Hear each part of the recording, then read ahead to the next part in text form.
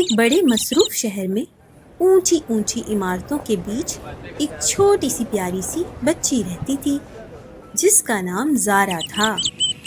زارا کو دو چیزوں سے بہت پیار تھا، کارٹون دیکھنا اور رسیلے پھل کھانا، خصوصاً آم۔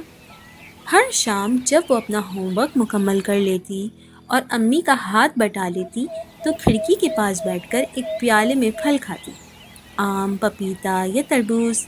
ایک شام جب وہ آخری آم کا ٹکڑا کھا چکی تو اس نے بیج کو دیکھا اور کہا، اوہو، تم تو بس ایک چھوٹا سا بیج ہو، اب تمہارا کیا کروں؟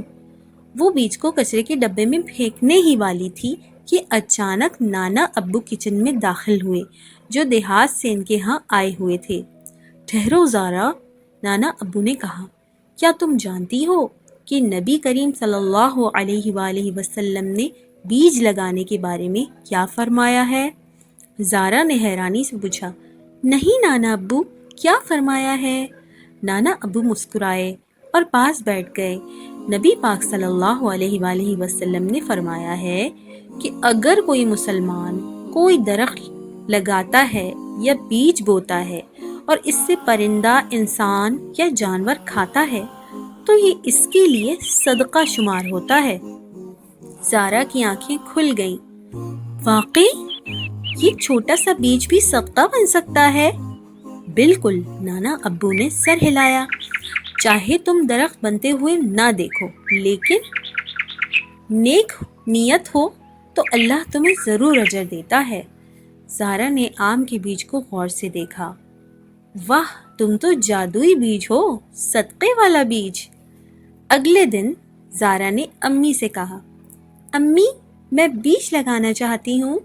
امی ہنس پڑی، لیکن بیٹا ہم تو فلیٹ میں رہتے ہیں، درخت کہاں اگاؤ گی؟ زارا نے خوش ہو کر کہا، بیلکنی میں، گملے میں، وہی میری صدقے کی جگہ ہوگی۔ امی نے ایک پرانا گملہ اس کو دے دیا۔ زارا نے مٹی ڈالی، بیج کو احتیاط سے اس میں رکھا اور کہا، بسم اللہ، پیارے بیج بڑے ہو جاؤ اور رسیلے پھل دو۔ اب روز صبح زارا اپنا چھوٹا سا پانی کا جگ لے کر پودوں کو پانی دیتی، اس سے باتیں کرتی اور ایک مزیدار گانا بھی گاتی، اے بیج نہ گھبرا، بڑا ہو، چھاؤں دے سب کو۔ اس کی بلی مش مش بھی ساتھ بیٹھ کر مزے سے گانے سنتی۔ چند ہفتوں بعد ایک دن صبح زارا نے دیکھا، ٹک، مٹی سے ایک ننھی سی کوپل باہر نکلی۔ یوہو!